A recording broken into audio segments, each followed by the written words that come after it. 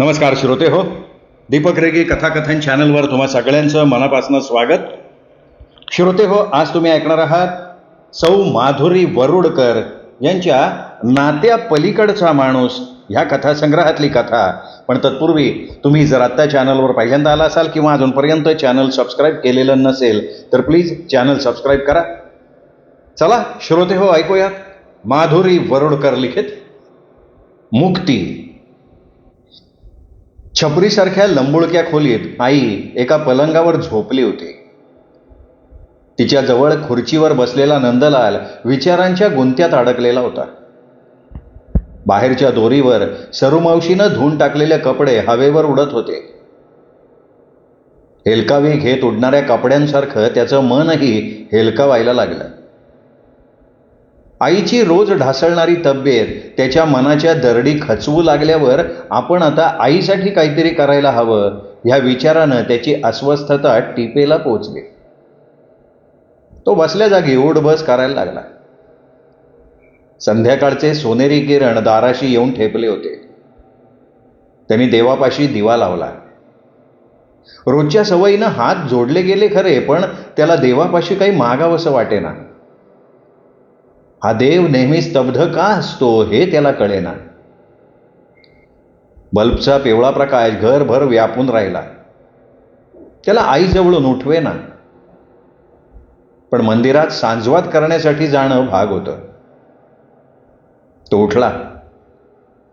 रस्त्यात लागणाऱ्या पारिजातकाच्या झाडाला लदबद फुलं लगडली होती, पण त्या फुलांचा सुगंध त्याला प्रसन्न नाही करू शकला. काळजी धरल्यागत नंदलालचं मन काळजीनं भरून गेलं. घराच्या कोपऱ्यावर असणारं मंदिर त्याला खूप लांब वाटायला लागलं. पाय जड झाले होते.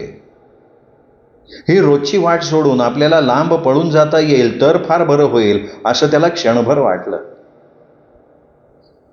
सांजवात करण्यासाठी त्यांनी मंदिराचा गाभारा उघडला. त्याला वाटलं की हा गाभारा निराशेनं भरलेला आहे. सकाळी अष्टगंध लावून पूजलेले देव आता सुस्तावलेत. सकाळी वाहिलेली ताजी फुलं आता सुकून निर्माल्य होण्याच्या रांगेत उभी आहेत. नंदलालनं एकटक राधाकृष्णाच्या मूर्तीकडे बघितलं. स्तब्ध निश्चलपणे राधाकृष्ण उभे होते. त्याला आठवलं की ह्या देवानं आपल्याला कधी प्रतिसाद दिला नाही, कधी शुभसंकेत दिले नाहीत. ना कधी शकुनाचं फूल खाली पडलं, ना आपल्याला कधी स्वप्न पडलं. या कृष्णाच्या मनात नेमकं काय आहे हे कधीच आपल्याला कळलं नाही. आई अण्णांनी मात्र यावरून जीव ओवाळून टाकला. निराशेनं त्याने दीर्घ सुस्कारा सोडला. सांजवात करून त्यांनी मंदिराचा गाभारा बंद केला. सांज सावल्या हळूहळू पसरत होत्या. आईला बरं नसल्यामुळे देवापाशी दिवा लावल्यावर घरी जाईन असं आधीच नंदलालनं देवळाच्या मालकाला सांगितलेलं होतं. 8 दिवसांपासनं आईची वाचा गेली होती. नुसते डोळे फिरवत मान फिरवत ती इकडे तिकडे बघत होती. सरुमावशी मनापासनं आईचं सगळं करत असे, पण तिचं पोट हातावर. 4 घरची धुणी भांडी करायला तिला जावंच लागे. पण काम आटोपून ती लगोलग परत येईल. एक काळ असा होता की अण्णा भटजी परसदारातनं तिला आत घेत. तिने घासलेली भांडी वाळल्याशिवाय किंवा पुसल्याशिवाय घरात आणू देत नसत. आणि आज तीच सरुमावशी मायेनं आईला न्हाऊ माखू घालून प्रेमानं भरवत सुद्धा होती. निराशेनं झुकलेले खांदे आणि शरीरभर व्यापून राहिलेली असहाय्यता घेऊन नंदलाल घरी परतला. आईसाठी काय करावं हेच त्याला समजेना. मृत्यू तिच्याभोवती घिरट्या घालत होता आणि अडकलेला प्राण कंठाशी येऊन थांबला होता. त्यामुळे तिची तगमग होत होती आणि ती तगमग अगतिकपणे पाहण्याखेरीज नंदलालच्या हातात काही नव्हतं. तिची शेवटची अवघड इच्छा कशी पूर्ण करावी हे त्याला समजेना. सुनेचं तोंड बघण्याची तिची इच्छा आपल्याला पूर्ण करणं अशक्य आहे. त्याला एकदम अगतिक आणि एकाकी वाटायला लागलं. त्याच्या डोळ्यातनं घळाघळा अश्रू व्हायला लागले.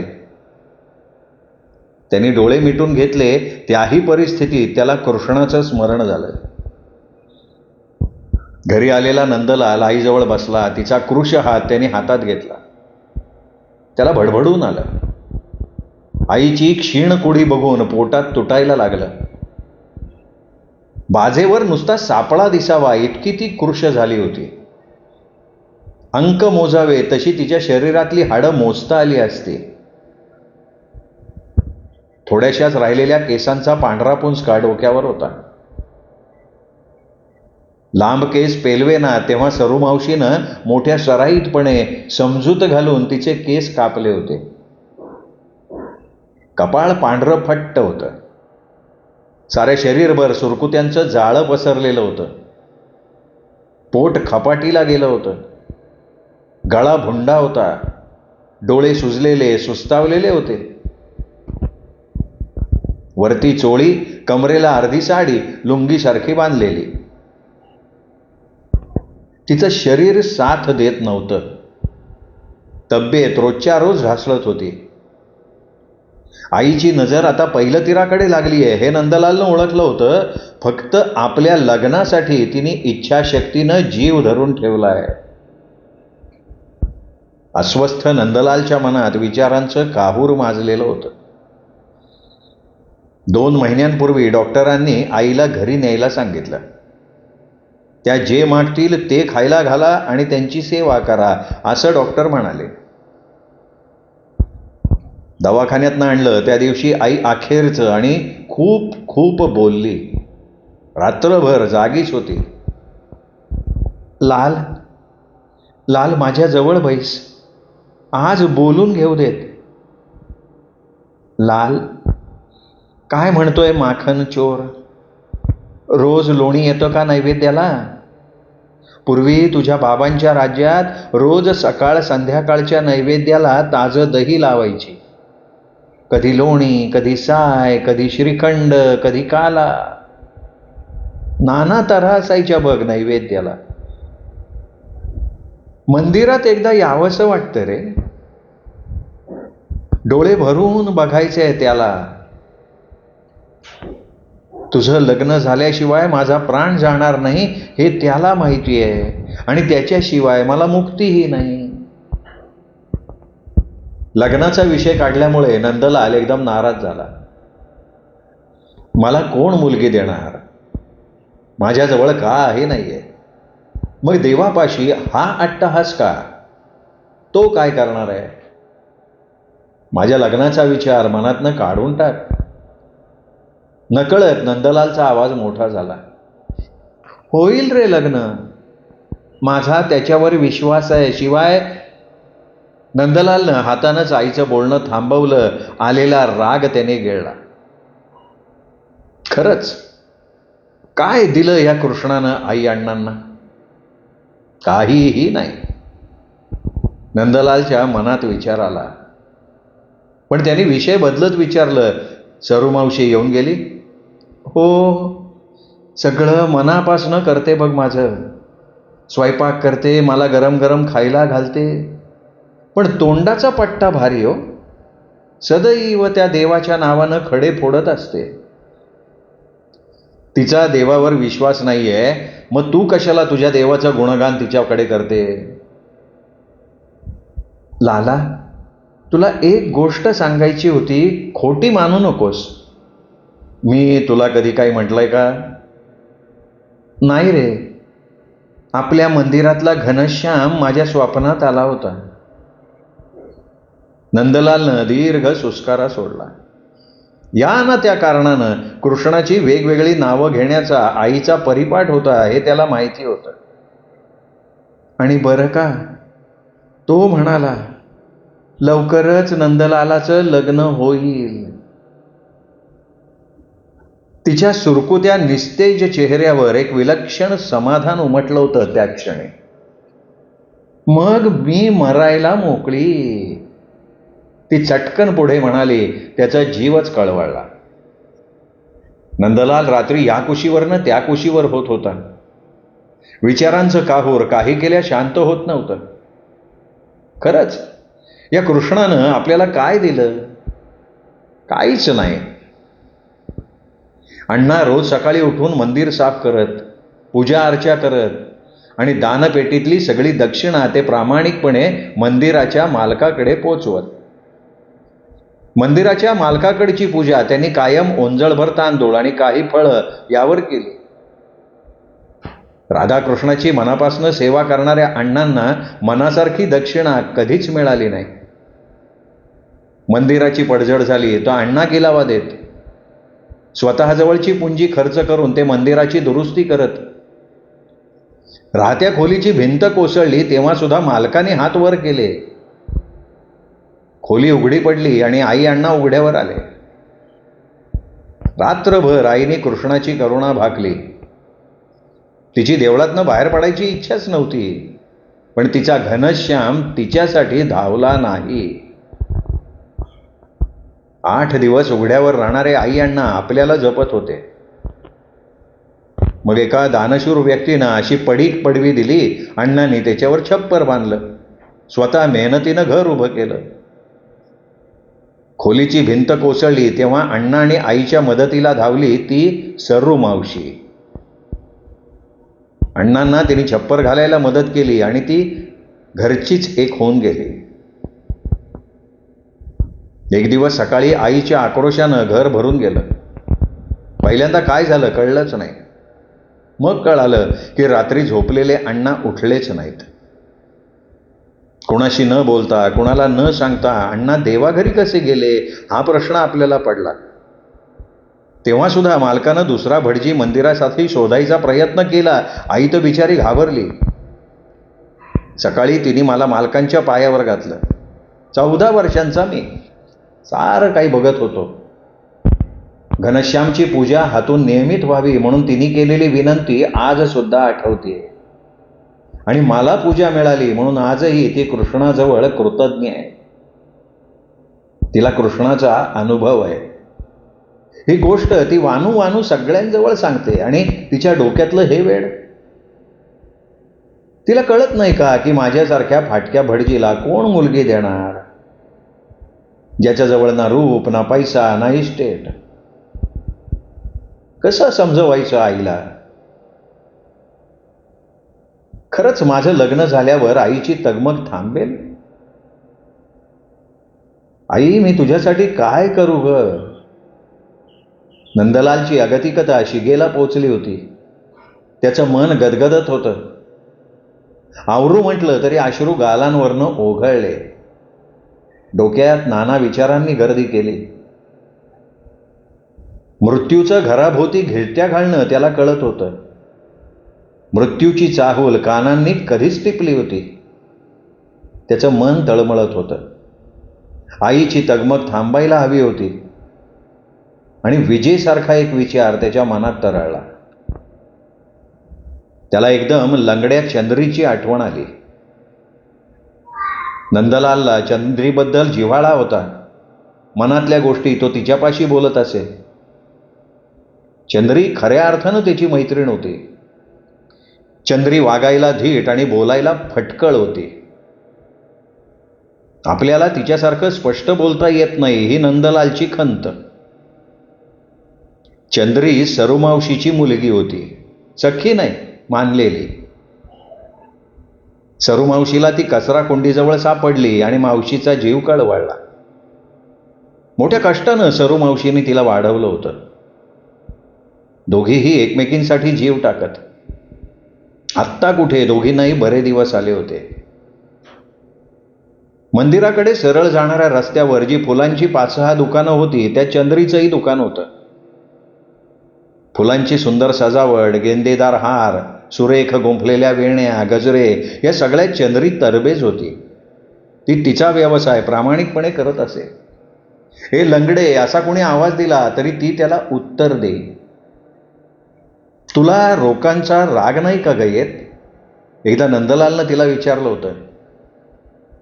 नाही रे, आता हाय लंगडी म्हणून लंगडी म्हणतात ना, तिने सहजगत्या उत्तर दिलं. नंदलालला तिच्या स्पष्ट बोलण्याचं कौतुक वाटे. चंद्री मनानं मोकळी होती. तिच्याशी मनातलं बोलताना नंदलालला तिचा आधार वाटत असे. राधाकृष्णासाठी रोज ताजा हार लागत असे. सकाळी तो हार आणण्यासाठी नंदलाल चंद्रीच्या दुकानात जात असे. त्यानिमित्त त्यांची रोज भेट होई. चंद्री ताज्या फुलांचा, लाल फुलांचा गुच्छ असणारे गेंदेदार 2 हार नंदलालला देत असे. कितीतरी दिवसांपासून मनात घोळणारा प्रश्न नंदलालनं चंद्रीला विचारला. चंद्रे, तुला देव पटत नाही तर राधाकृष्णासाठी एवढे सुंदर हार का बनवतेस? अरे नंदलाल, तू काय येडा आहे का, खोळा आहे रे? मी काय राधाकृष्णासाठी हार बनवते वय? नाही रे येड्या, अरे तुला हवे असतात म्हणून तू हार नेतो इथनं. क्षणभर ती थांबली आणि परत म्हणाली, हे बघ, मी सत्कारासाठी, बारशासाठी, डोहाळ जेवणासाठी, बायकांना डोक्यात माळायला सुद्धा हार बनवते. आणि गेलेल्या माणसासाठी सुद्धा इथनंच हार रवाना होत्यात. अनेक मंदिरात हार जातात, त्यात कृष्णाचा नंबर असतो. नंदलाल तिच्याकडे विस्फारलेल्या नजरेनं बघत राहिला. त्याच्या मनात आलं की किती स्पष्ट बोलते चंद्री, आणि 100% खरं आहे ते. मिश्किल हसत चंद्री त्याच्याकडे बघत होती. नंदलालच्या डोळ्यातला आश्चर्यभाव तिला कळला होता. नंदलाल म्हणाला, काय झालं ग? तू लय भोळा आहे नंदलाल. तुला एक सांगू का? अरे हा देव आहे ना, स्थितप्रज्ञ आहे. तो कोणासाठी काही करत नाही. सगळं आपल्याला करावं लागतंय. त्यासाठी हातपाय हलवायला लागतात, कष्ट करायला लागतात, धडपड करायला लागते. मी माझ्या अनुभवावरनं सांगते बरं का. चंद्री निर्मळ मनानं हसत म्हणाली. आज या असहाय्य क्षणी चंद्रीचं बोलणं नंदलालच्या मनातनं काही केल्या जाईना. मनाच्या गाभाऱ्यात ते त्याच्या बुद्धीला पुन्हा पुन्हा साद घालत होतं. त्याच्या मनात विचारांचा कल्लोळ दाटून आला. उलट सुलट प्रश्नांनी मनात गर्दी केली. खरंच देव काही करत नाही. तो खऱ्या अर्थानं स्तब्ध असतो. माणसाला सगळी धडपड करावी लागते हे चंद्रीचं म्हणणं त्याला पटायला लागलं आणि विचारांचं वादळ घोंगवायला लागलं. आपण तर आयुष्यात काहीच केलं नाही. ना स्वतःचं मत मांडलं, ना धडपड केली. सगळं आयुष्य एका चाकोरीत निरसपणे गेलं. अण्णांमुळे पूजा आपल्याकडे चालत आली. आईनी पूजा शिकवली. नैवेद्य रोज असेल तो दाखवायचा. देवापुढे येणाऱ्या गोष्टी धोपटीत घालायच्या, घरी यायचं. त्याची कृपा म्हणून आनंद मानायचा. अधूनमधून मंदिराच्या मालकाकडे जायचं, आब ठेवून बोलायचं. आपल्याला आयुष्यात वेगळं काही करावं असं वाटलंच नाही. आणि वेगळं काय करणार होतो आपण? त्यांनी मनालाच प्रश्न विचारला. काहीही धडपड करता येण्यासारखी नव्हती. त्याच्या मनानं त्याला उत्तर देऊन टाकलं. मनात असतं तर खूप काही करता आलं असता. त्याचं दुसरं मन उसळून म्हणालं, लहान मुलांना स्तोत्र शिकवता आली असती, संस्कार वर्ग चालवता आले असते, विद्वान लोकांचं व्याख्यान ठेवता आलं असतं. पण तू स्तब्ध राहिलास आणि देव सुद्धा. आता तरी आईसाठी काहीतरी कर. अजून वेळ गेलेली नाहीये. दुसऱ्या मनानं पुन्हा बजावलं. अस्वस्थता, अगतिकता, तळमळ, तगमग सगळ्या शरीरात व्यापून राहिली. नंदलाल या कुशीवरनं त्या कुशीवर होत होता. त्याचं दुसरं मन सकाळची आतुरतेनं वाट बघायला लागलं. शोधला तर मार्ग सापडेल अशी नवीन आशा मनात जागृत झाली. रात्री विचारांच्या गुंत्यात अडकलेल्या नंदलालला पहाट कधी झाली कळलंच नाही. आळसावलेलं शरीर, सुस्तावलेले डोळे, मोडून आलेलं अंग बिछाना सोडायला तयार नव्हतं. त्याने कूस बदलली आणि क्षणात त्याला आईची आठवण झाली. तो तडक आईजवळ जाऊन उभा राहिला. त्याने आईकडे बघितलं. ती कालच्यापेक्षा त्याला क्षीण वाटत होती. त्याच्या पोटातच तुटायला लागलं. तेवढ्यात सरू मावशी येऊन उभी राहिली. मावशी, मी मंदिरातली पूजा अर्चा आटोपतो, लवकर येतो, तोपर्यंत आईजवळ थांबा, तो म्हणाला आणि स्वतःचं सगळं आटोपून नंदलालनं लागलीच मंदिर गाठलं. न बोलता त्याने चंद्रीजवळनं हार घेतले. कार नंदलाल, काकीला काय जास्त त्रास होतोय का? आईकडनं समजतं रे मला. मी आज घरी मारते चक्कर. मी पूजा करून तुझ्याशी बोलायला येतो. नंदलालचा आवाज खोल गेला होता. राधाकृष्णाची पूजा अर्चा आटोपून त्यांनी हात जोडले. ताज्या फुलांची आरास केल्यामुळे सकाळच्या प्रहरी गाभारा प्रसन्नतेनं भरून गेला. सतेज कांतीच्या राधाकृष्णाच्या चेहऱ्यावर मंद स्मित विलसत होतं. मग तो सरळ चंद्रीच्या दुकानात गेला.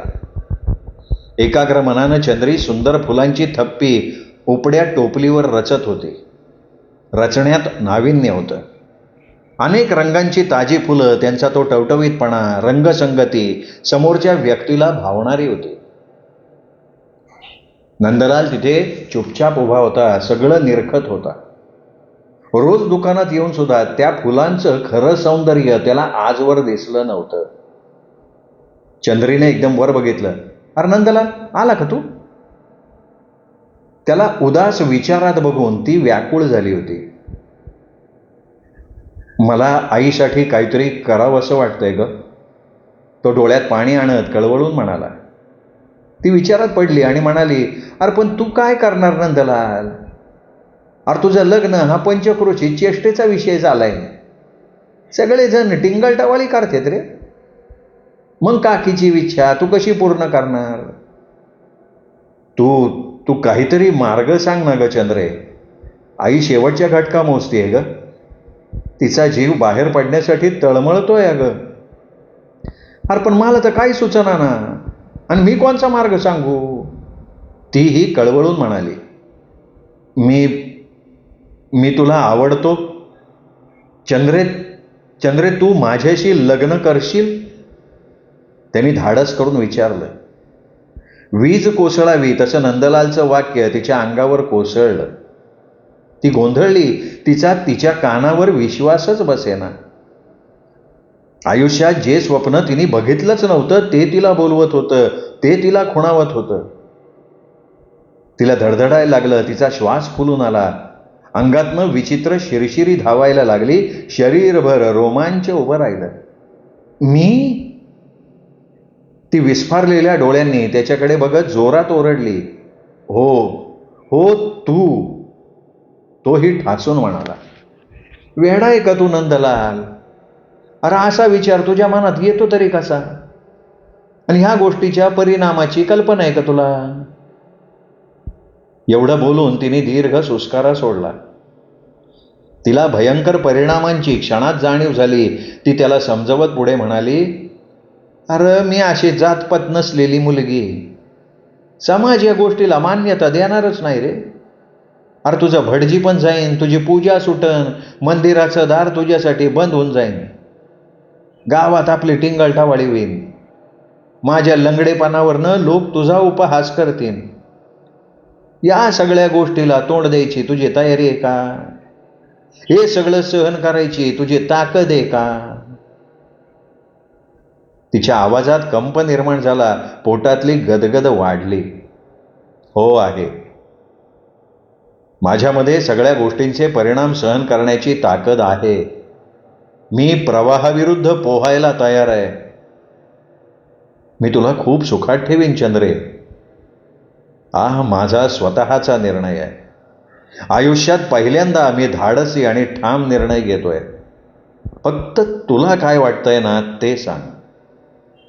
तुझा नकार पचवायची ताकद सुद्धा माझ्यात आलेली आहे. नंदलालचे डोळे ठाम निश्चयानं चमकत होते. पडलेले खांदे रुंदावले होते. चंद्रीचा ऊर अभिमानानं भरून आला. डोळ्यात विलक्षण आनंद तरळला. चेहऱ्यावर हसू फुललं. आज तिच्या मुठीत स्वप्न होतं. मग चल, मी तुझ्या निर्णयाशी सहमत आहे. अरे मी तुझ्या भोळेपणावर नेहमी प्रेम करत आले रे नंदलाल. ती गोड लाजत गालातल्या गालात हसत म्हणाली. नंदलाल अनिमिष नजरेनं तिच्याकडे बघत राहिला. तिच्या हालचालीमध्ये चैतन्याची हजारो कारंजी फुलून आली. चल आता आईकडे जायची घाई करायला हवी. सरू मावशी सुद्धा तिथेच आहे. दोघींसमोर आपण लग्नबंधनात अडकवून घेऊ. चंद्रीनं लाजत लाजत होकार भरला. 2 मोठे गेंदेदार लटकवलेले हार त्यांनी कुशलतेनं तारेमधनं काढले. नंदलाल आणि चंद्री यांच्या पायात आता वारं शिरलं होतं. आईला मोठ्यानं ही बातमी कधी सांगतो असं नंदलालला होऊन गेलं होतं. सरूमावशी नंदलालची वाट बघत होती. आत बाहेर करता करता तिचेही पाय दुखायला लागले. लांबूनच तिला नंदलाल आणि चंद्री येताना दिसली. चंद्रीच्या हातात हार होते. ती आश्चर्यानं दोघांकडे बघायला लागली. नंदलाल घाईघाईनं घरात आला. सरूमावशी त्याच्याशी काही बोलायच्या आत तो तिच्या पाया पडला. सरूमावशीनं पाय चोरून घेतले. सरूमावशी मला माफ कर. मी तुला न विचारता चंद्रीला मागणी घातली आणि मी तिच्याशी लग्न करतोय. सरूमावशी विस्फारलेल्या नजरेनं आ वासून बघत राहिली. नंदलालला समजवायला वेळ नव्हता. दोघांनी एकमेकांच्या गळ्यात हार घातले. नंदलाल आईजवळ आला. त्याने तिचा हात हातात घेतला. क्षीण कुडीत थोडी हालचाल झाली. त्यांनी आईच्या कानाजवळ तोंड नेलं. आई आई आवाज दिला आणि सांगितलं की आई, तुझा घनश्याम पावला बरं का. मी चंद्रीशी लग्न केलंय आई. आई अगं खरंच माझं लग्न झालं. आईच्या ओठांची अवचित हालचाल झाली. डोळ्यांच्या काठावर एक आसू येऊन थबकला. तिचा उजवा हात थरथरला. एकदम श्वास जोर जोरात चालू झाला. एकदाच शरीर उसळलं आणि सारं शांत झालं. नंदलालनं फोडलेला टाहो भिंती भेदून बाहेर पडला. आईच्या मुक्तीचा मार्ग मोकळा झाला. क्षीण कुडी शांत झाली. चंद्री ओक्साबोक्षी रडायला लागली. रडणाऱ्या त्या दोनही पोरांना सरूमावशीनी पोटाशी धरलं. श्रोते हो, ही होती माधुरी वरुडकर यांची कथा मुक्ती. कथा आवडली असेल व्हिडिओ लाईक करा, मित्रपरिवारात नातेवाईकात शेअर करा, कमेंट करायला विसरू नका. आणि हो, चॅनल सबस्क्राईब करायचं राहिलं असेल तर चॅनल मात्र सबस्क्राईब करा. पुन्हा भेटूयात अशाच उत्तम साहित्यासह. तोपर्यंत नमस्कार मित्र.